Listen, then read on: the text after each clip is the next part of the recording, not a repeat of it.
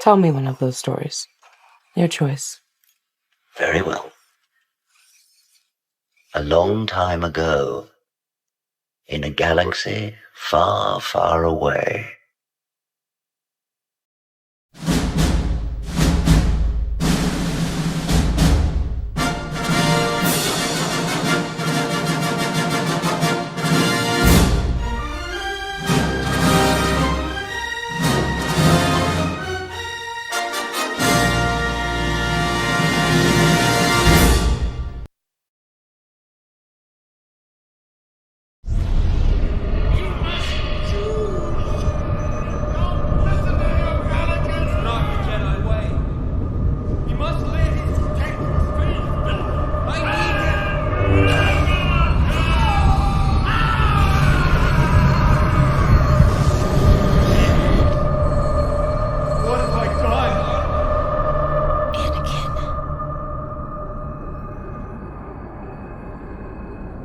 execute Order 66.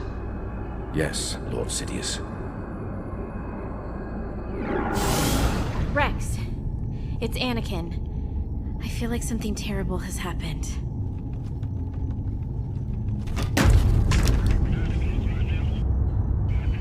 Rex? No! I'll do it. Rex, what's happening? Stay back! Find him. Find him. Vibes. Find him!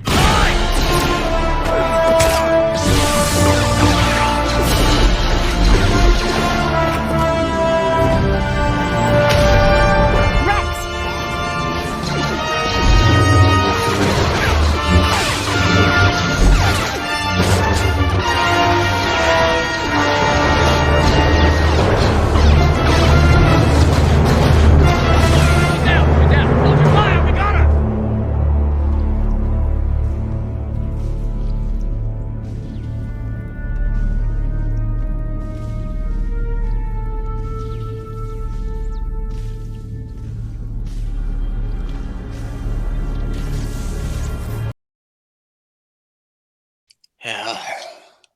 I'm not looking forward to next month. I've already chosen to take a month of silence off from posting, and I'm just going to try to stay away from, like, some of the political topics for a month, because June just becomes a hellscape every year. And now with this Islamic element, you have so many people in the queer LGBT community that are just poking and poking and poking and poking. And I don't want to make a video in the middle of June if 50 people get gunned down and just being crass, being like, yeah, what did you fucking think was going to happen? You know, because it's just getting so freaking infuriating at this point. The level of poking and prodding and spitting at the bear, and I have to remember that it is all by design, that these people's minds were warped to go into this direction, and it is all artificially created in order to put the LGBT people in a war with religious communities and just help inflame the fight. But I've heard of that one.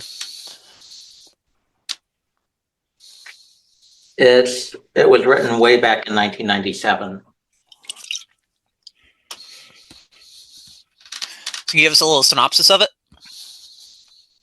Basic gist: a professor of marketing points out that the era of general audience marketing is dead. Mass marketing is no longer the major moneymaker. Niche marketing is in, and niche marketing works a heck of a lot better by alienating outsiders of the target audience. Okay. This is all the way back in 77 then, huh? 97. Oh, 97. Okay, that sounds more. Yeah. Yeah, because it's funny you mentioned that, because I was putting together, well, I have an interview that I did with the girl named Maria. She's with Gays Against Groomers, and I was doing little commercial breaks throughout the video, because it's about 2 hours long. So I just have like 3 or 4 commercials every 30 minutes each, just as like a kind of comedic relief. And I really have a thing for old commercials. I love watching commercials from the 80s and the 90s and the 60s and the 70s. Even though I wasn't there, there's just something nostalgic and fun about it at the same time.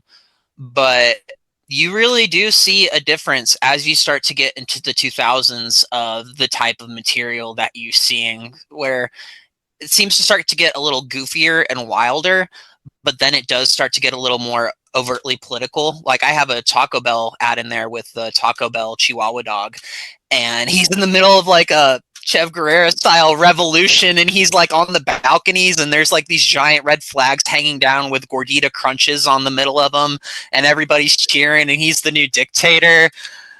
And yeah, that would be about the time period that you would have seen that kind of radical change.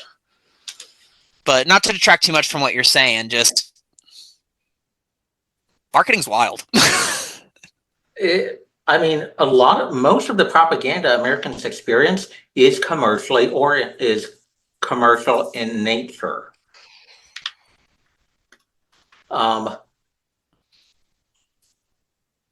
So one of the things I think that really started to kind of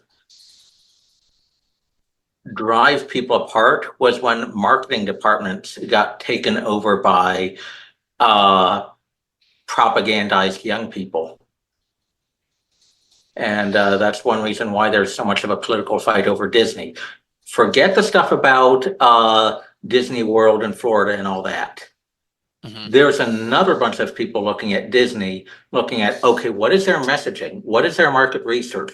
Why are they putting these messages in the movies, in their advertising? People are doing this. They're going from mass market to parents and kids, broad appeal, to niche appeal and ideological claims. I'll add the footage in with this. There was one of Disney's creative directors or somebody at the charge of one of their teams there.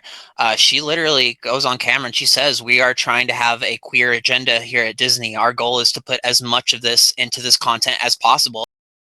Like, I love Disney's content. I grew up watching, all of the classics. They have been a huge, informative part of my life. But at the same time, I worked at small studios most of my career, and I'd heard, you hear whispers. I'd heard things like, oh, they won't let you show this at a Disney show. And I'm like, okay. So I was a little sus when I started. But then my experience was bafflingly the opposite of what I had heard on my little pocket of Proud Family Disney TVA. The showrunners were super welcoming. Meredith Roberts and our leadership over there has been so welcoming to my not at all secret gay agenda. And so I feel like I felt like it was, maybe it was that way in the past, but I guess something must have happened in the last they are turning it around, they're going hard. And then all that momentum that I felt, that sense of I don't have to be afraid to let's have these two characters kiss. Let's in the background. I was just wherever I could, just basically adding queerness to if you see anything queer in the show, I'm Proud Family. But I just was no one would stop me, and no one was trying to. Again, like a supervillain, just laying out her whole master plan. In her mind, she might be think she's doing the right thing. But also, let's look at the history of Disney pre-woke before we go into that, because I want to stay on this Disney topic for a minute, because I feel like there's a lot to unpack here, and I'm a bit of a nerd, so I do love Disney. But let's look back to The Little Mermaid, the Dick Towers in the background, The Lion King, the stars spell sex in the sky. You have all these different examples. Peter Pan talking about taking little boys off to an island away from the parents, the bad little boys, the ones who don't behave and listen. But don't worry, they don't come back as boys. You have all this creepy sexualized shit from Disney that existed prior to all this woke shit. A lot of people on the left like to pretend that didn't happen, even though we were the generation who were constantly pointing it out on our VHS covers, on our DVDs, pausing the scenes to show our friends all the nasty shit hidden in the Disney movies. But the kids who got that are the kids who are now in charge of that. And Disney's just gotten nasty. I'm trying to talk to my mom about Star Wars books for her to show her kids, because I'll read some of the young adult novels.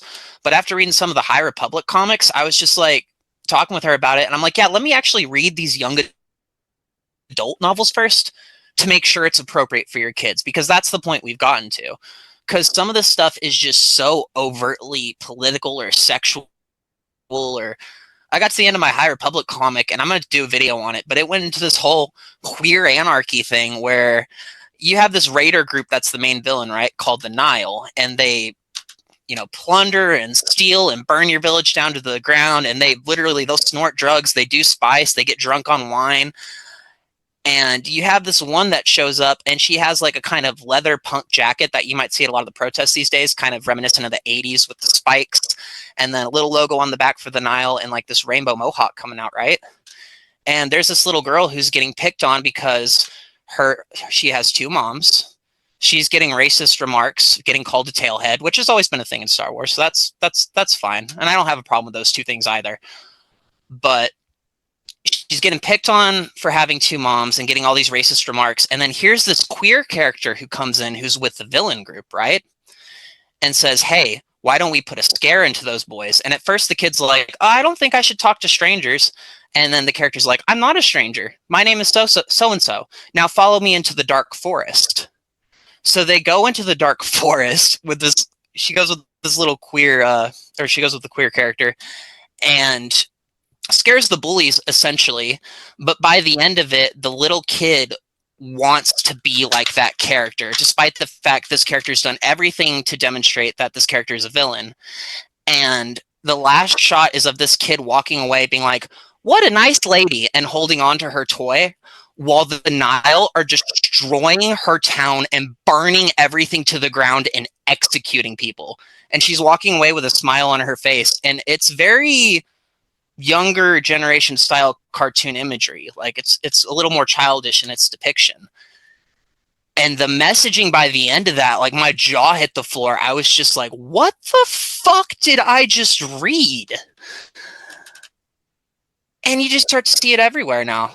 But yeah, like I said, I'm going to do a video on that. I might even include some pictures with this reel, but it's wild. I mean, one of the things that just boggles my mind is that, okay, people in the Balkans are famous for hating each other.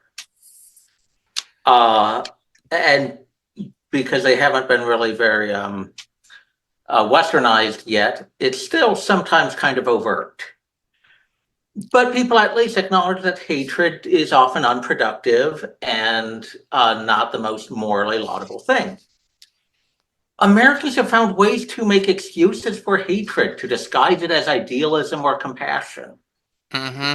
I mean, bloodlust is a natural temptation, and you have to kind of pull yourself back so you don't hurt people too badly. But if people keep on getting excuses and they get praised for bloodlust, it's very hard to pull back from the brink before you do something really, really bad. Yeah, it's just so nasty. And think of like how many people just wanted to be like a comic book artist or an actor or a director, and who just their entire life was just to make a really cool movie or a really cool show or a really cool product, who are now put at the forefront of this as figures to be attacked. Like the Star Wars sequels, the lady who played Rey, Daisy Ridley, the one who played Finn, the Asian girl, attacked for being a woman, attacked for being a black, attacked for being Asian. Not anything natural, because Disney pushed it with its marketing as this is anti-Asian, this is anti-black, this is anti-woman. And because they had their teams on that 24/7, you watched every single one of these actors get destroyed. Never mind that the trilogy itself got destroyed because everyone was having to deal with this behind-the-scene bullshit. The individual people, the girls and boys who just said, I want to be in Star Wars, I want to be a Jedi, I want to be a stormtrooper, I want to be a rebel, who got signed on board, contracted their life away. You know, none of these documentaries are even organic. I can't watch a documentary on the creation of this sequel trilogy because it's all lies, because it's all Disney-approved shit. And they have to sit there and they have to take the hate and they have to take the bludgeoning, because that's what's making the money. That's what's getting the attention. And then you see it move on to Marvel too. And Disney is really loving that marketing. I think they're starting to flip a little bit. Bob Iger seems a little bit done with it, but the damage is done. I mean,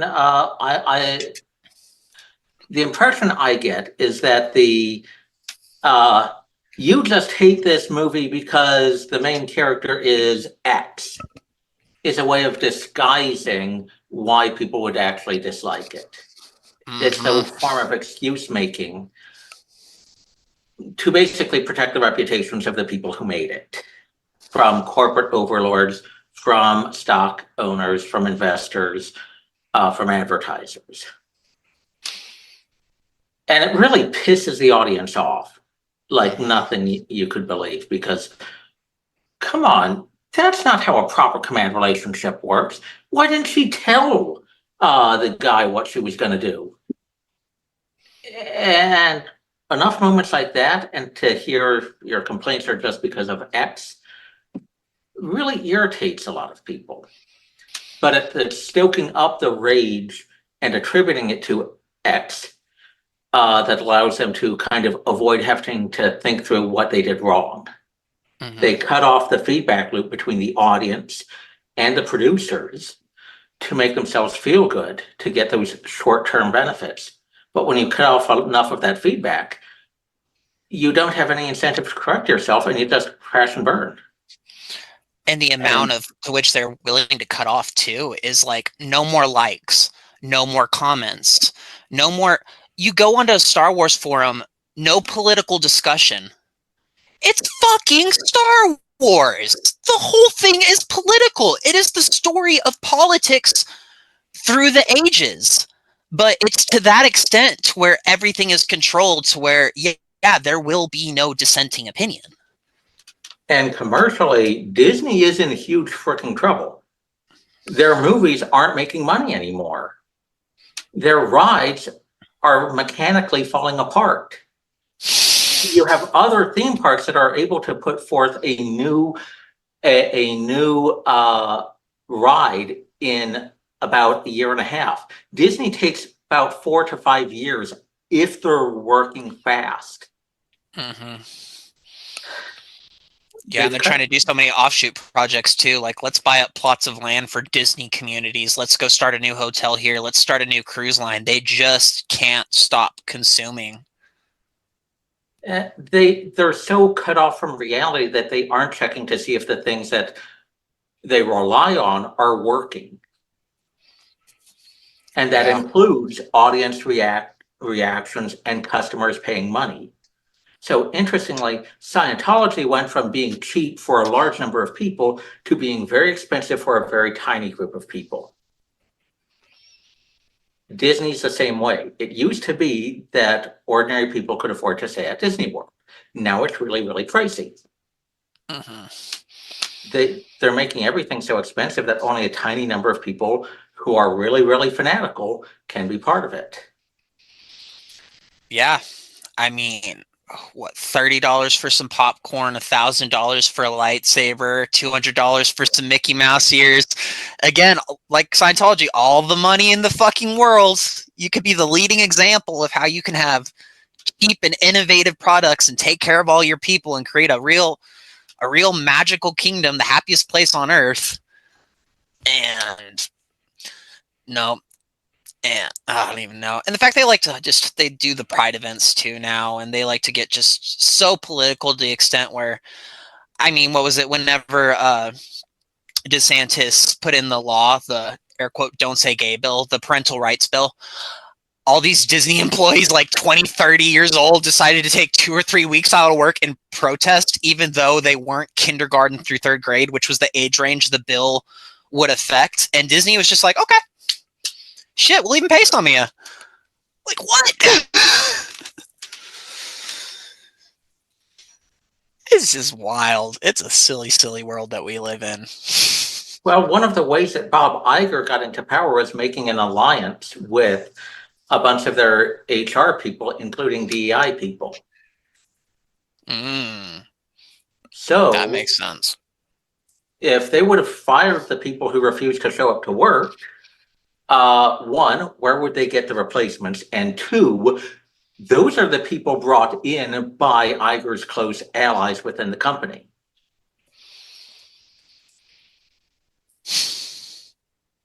So Iger's own power over the people in the company would be weakened by doing anything that would rein back that impulse. These people are fucking idiots. What have I been telling you? I mean, it's... Again, it's like, you know, they're idiots, and then you just verbalize it, and it's like, no, they really are just fucking batshit retarded. I mean, this week, talking to Bob Iger, he puts out his statement, and he's just like, we need to slow down on these projects. The investment is not yielding the return, whatever. But he's basically just saying things that the South Park special said about 2 months ago. And that other people, you know, those boring investor guys, were saying a year before that. Like, oh my god. I just want it to go back to what it was. I want them to sell Star Wars back to Lucas, and then I want everything else to just go back to what it was. Because I do love Disney. I'm a nerd. But like, I sit here every time now wondering if the project I'm looking forward to, they're going to ruin. Like, I'm looking forward to the Acolyte. I'm reading the High Republic. I'm reading the comics. You know, some of the bullshit aside, I'm probably one of like 200 people actually supporting the High Republic initiative because I'm actually really excited for the project coming out. And then you have this queer director just yapping her fucking trap behind the scenes being like, fuck Whitey, fuck the straights, fuck the cis. And I'm just like, if you fuck with this goddamn story, if you want to bring it in, make it make sense. Make your politics make sense if you're going to bring it in. But starting to get a little worried.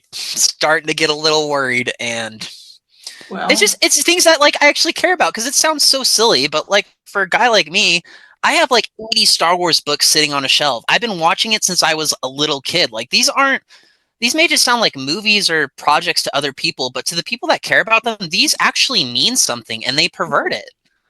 American pop culture is modern mythology. Mm-hmm. It communicates values, ideas, instincts. RoboCop is not just, an action story about a cyber cop. It's about moral debates. Where does a machine end? Where does their humanity begin or stop? What are corporations actually like? They act like sociopaths, but is it because the people are sociopaths or because that's just the way a large organization works? If the police no longer have the authority given by the government, are they still the police or are they just a gang? Oh. How does the human mind on drugs work differently than a human mind on machines? These are all concepts that you get in the RoboCop movie. These are great questions. And it's a pop culture movie, but it's a better argument about philosophical ideas than you're probably going to get in a philosophy paper. Yeah. And I feel like Jordan Peterson, you know, when he breaks down Disney movies like Pinocchio and The Lion King, he does a fantastic job of just breaking down all the psychological elements. But he also does well to explain. He's just like, you don't need to understand all these psychological elements like word for word. You don't need to know everything step by step and what's happening behind the scenes. Your brain is subconsciously translating that for you. These are lessons that you don't have. Even for some of us, we might sit down and think deeply on it. For others, they might just be like, oh, I get that moral lesson and move on. But the brain is still receiving that message. They're destroying that message. I mean, the Lost Boys and Peter Pan, you know, renegade men, little boys who go off and are miscreants and run away from their parents. And, you know, there's a whole side of that. You could probably fill a novel with what that represents. And then Disney just has to come in and put a couple girls in there. And not only that, but make a joke at the audience at the same time and say, fuck you.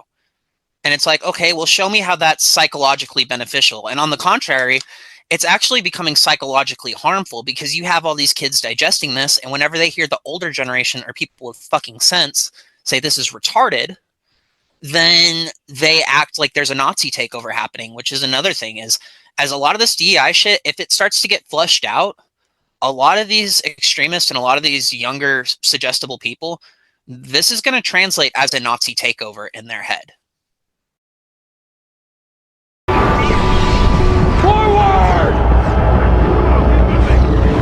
Master! Hurry up, Snip!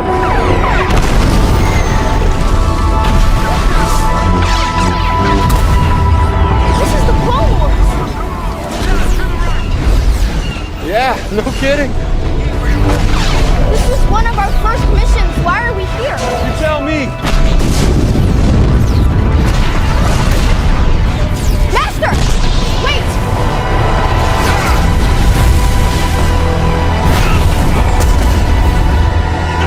Gotta keep up. What about my training? This is your training.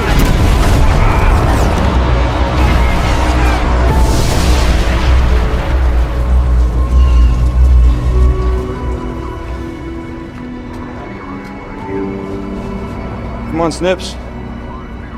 The battle's not over yet. There are more separatist droids approaching. Is there a problem? We lost so many. There's always a price to be paid. It was my fault. That doesn't mean we don't make mistakes. But our mistakes cost lives. That doesn't bother you? Of course it does. This isn't what I trained for. Look, when Obi-Wan taught me, we were keepers of the peace. But now, to win this war, I have to teach you to be a soldier. Is that all I'll have to teach my own Padawan one day? You know, teaching's not all it's cracked up to be.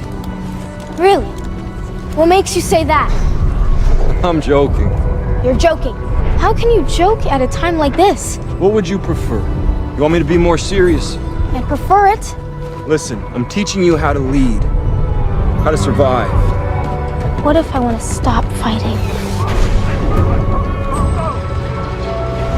Then you'll die.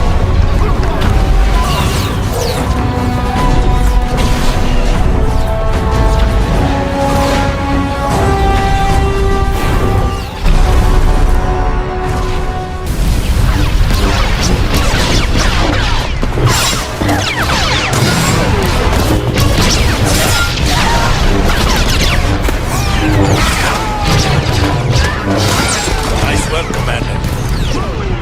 We'll secure the perimeter. Come on, let's go!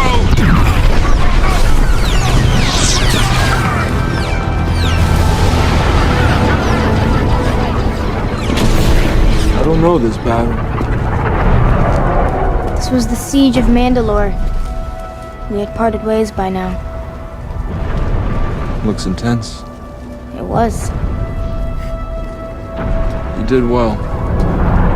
Ahsoka, within you will be everything I am. All the knowledge I possess. Just as I inherited knowledge from my master, and he from his. But my part of that legacy is one of death and war. But you're more than that. Because I'm more than that. You are more, Anakin. But more powerful and dangerous than anyone realized. Let me preface this first by saying there are many assholes out there who are sexist and racist and will judge a project or a person simply based on those things. We're not talking about those people. We're talking about the majority of Star Wars fans who don't like certain movies or characters, not based on their gender or sexual preference or race, but based on their abhorrent writing. And kindergarten level, not even that. Character development and arc, or lack thereof. But leave it to the head of Lucasfilm, Kathleen Kennedy, to once again try and put all of us down by saying the only reason that we don't like certain projects that are run by women, written by women, directed by women, simply because of that, because they're women. We don't judge it based on the project itself or, the things that these directors have said about George Lucas or about Star Wars in general, or the prequel trilogy, or the originals, or, forget about that. We can let that go. What about their actual writing? What about their character development? What about the stories that they're producing? But no, let's just take all of that away and say that, hey, fans don't like this project that we poured millions and millions, hundreds of millions of dollars in, whatever it might be, the sequels, any show, whatever, simply because it's a male-dominated space. I'm really getting tired of this. I really am. And again, we're not talking about the people who are rude and disrespectful. Those people are everywhere. That's not unique to any fandom or certain fandom or anything in general. Those are just shitty people out there. Kathleen Kennedy says, "My belief is that storytelling does not need to be representative of all people. That's an easy decision for me." Okay. Kennedy said before admitting it's terrifying to work in a franchise like Star Wars today. Why is it terrifying? If it was terrifying, no, they wouldn't have purchased it for $4 billion.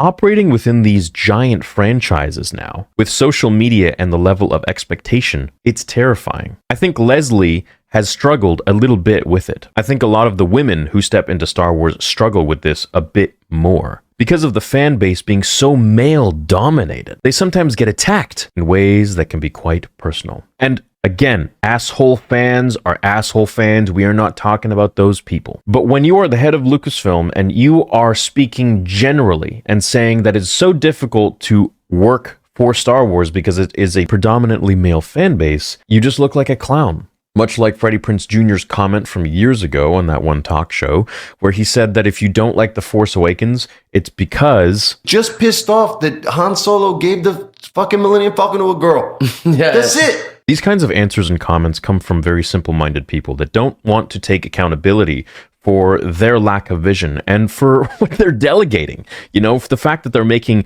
garbage products, and sometimes they'll make something great. And that's when, I think that's only when, they allow Jon Favreau or Dave Filoni to do what they want to do without meddling too much. But hey, okay, let's go with this. Let's say a lot of Star Wars fans who are predominantly male, and this was also written in Bob Iger's documentary or his biography, hate women and anybody else who writes a Star Wars project if they are a woman. But if they're a man, they'll praise it. Let's go along with this fictitious fantasy story which is so unbelievably full of shit. Okay, then why did Disney accept to spend hundreds of millions, if it was that much, on a show about a female-dominant character, the Ahsoka show? If it is so horrendous, and everything that is made female-centric bombs, then why would they allow for the Ahsoka show to happen? Could it be because a lot of fans love Ahsoka? But she's a woman. How could this be? This is contradicting. What about the fan adoration for Leia? What about the fan adoration for Padme? And all the books that have been written about Padme following Disney's acquisition of Lucasfilm, which many of them I've read, and I found them to be quite interesting and insightful. Did you know her handmaidens were actually assassins? You might want to check out some of the Star Wars books based on Padme. What about the adoration for Mara Jade, for Bastila Shan, Satele Shan, Asajj Ventress?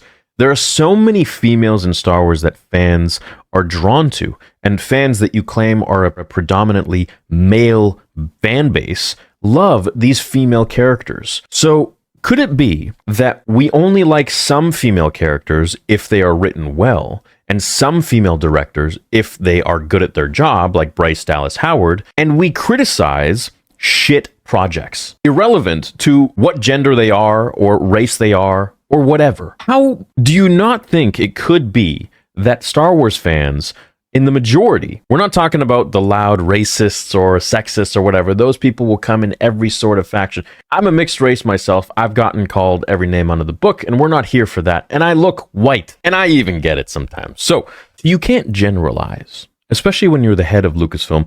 When you have a predominantly male fan base, and you want to now brush every male as being a sexist or racist person simply because they don't like a product that you make, that's really stupid. You have to take accountability. If you create a project that is really just abhorrent and doesn't fit in line with George Lucas's stories that he's told and doesn't feel like Star Wars, then what, you're going to write it off as, hey, no, the fans are racist, they're sexist. But what about all these other fans that loved, this female character or that female artist? Or what about then? Oh no, it's really a nightmare to work for Star Wars with social media. It's just very difficult because a lot of fans who are Star Wars fans, and they're all male, hate women. They're all sexist. She's essentially calling all of us sexist. It's like when you can't be disliked anymore for your lack of care with Star Wars, you end up making a remark like this, which honestly is just such a jab and is so insulting to the very fan base that lines your pockets. I don't get it. Hey, I'll be the first to say and admit, Star Wars fans are some of the most asshole-ish people on the face of any fandom out there. And being the biggest Star Wars channel on the planet, I'm very thankful of that. I'm very appreciative of that. I know firsthand just how mean and evil they can be. But those are just bad apples. Those are just people having bad days. Those are just people who are unhappy with their own life on the inside. Racists, sexists, whatever it might be. I'm not here to diagnose their issue and, be a doctor psychologist for them. That's on their own time, and may we hope they find peace in their life and figure their shit out. It's like a dog barking at you on the street. You just ignore it, whatever. But then on the other side, there's the massive amount of Star Wars fans out there that I've personally met, I have shook hands with, I have hugged, I have watched them tremble and tell their story of how George Lucas changed their life, and we have shared memories and moments together, and I've shared my moments with you guys over the last almost 8 years of how Star Wars has changed my life. I mean, everything I do is about Star Wars, and I'm lucky enough that it's now my career. I get to do everything regarding Star Wars and inspired by Star Wars, and it's fun for me and it's amazing. But at the end of the day, you have to look at the fandom as a whole. It's not all bad. And this is me saying this. I get so much hate from so many people, and if this is the case, then I should have left a long time ago. But I look at the people who are the real fans, the people who actually take time to watch Star Wars, the people who take time to watch my videos, for example, not to make it about me, but to give you a general idea of what the fandom is really like. You have to look at all of them. You can't just pick a few bad apples and say, well, hey, they're all like that. We've seen that done in history many times, and it never works out too good. I truly believe that Star Wars fandom, while it may have a lot of very passionate people who feel a certain type of way about this or that, and that's whether you agree with my views and my subscribers' views or you don't, Star Wars fans are some of the most kind, beautiful, and compassionate people on the face of this earth. And again, please stop looking at the racist and sexist or whatever people out there that are just assholes for their own accord. Look at it as a general whole. Now, to reflect on what Kathleen Kennedy, the president of Lucasfilm, has said, I think a lot of the women who step into Star Wars struggle with this a little bit more. It very well might be true. It very well might be true, but those are the vocal minority. Those aren't the normal level-headed people that are just judging something based on it being written well or not. And I think you have to really take that into account, because a lot of people just want to see good Star Wars.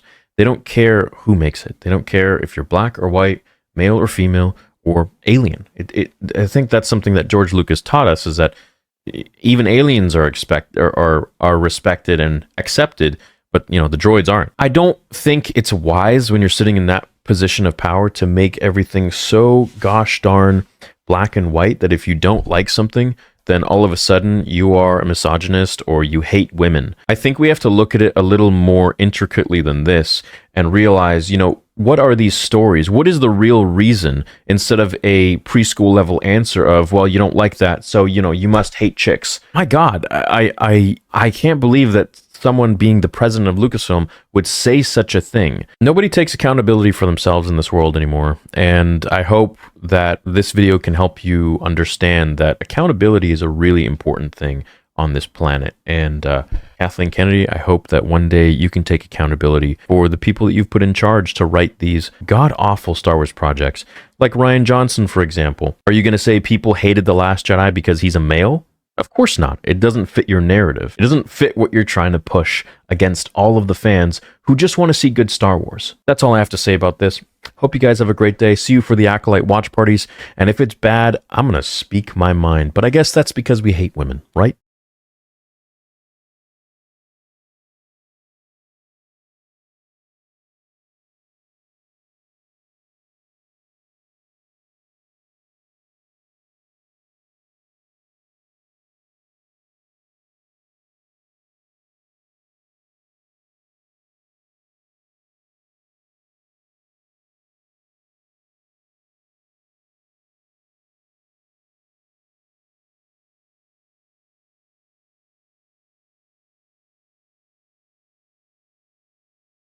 I always said I wasn't going to do any more, and that's true, because I'm not going to do any more.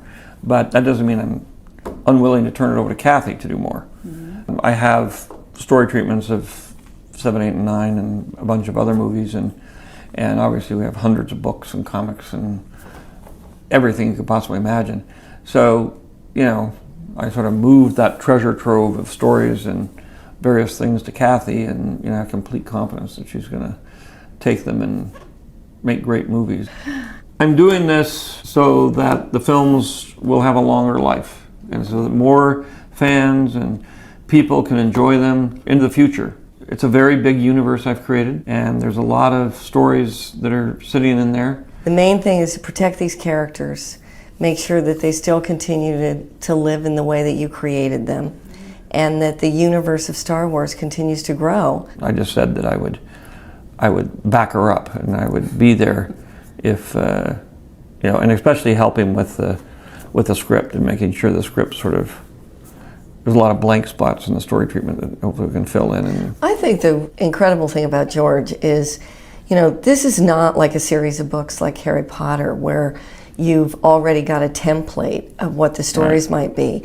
These are original stories and original ideas that come out of a world that essentially is in George's head. So the beauty of the collaboration that can continue is as we work our way through these scripts, if we're sitting and saying, you know, I wonder if this character can do that, or does this make sense within the rules of Star Wars? That really, he's the keeper of the flame when it comes to that. It's the same thing with the first three films. That's all my job is to be the keeper of the flame. Well, it's also based on human behavior, human psychology, you know, mythology, which is the sort of archaeology of human behavior and thinking.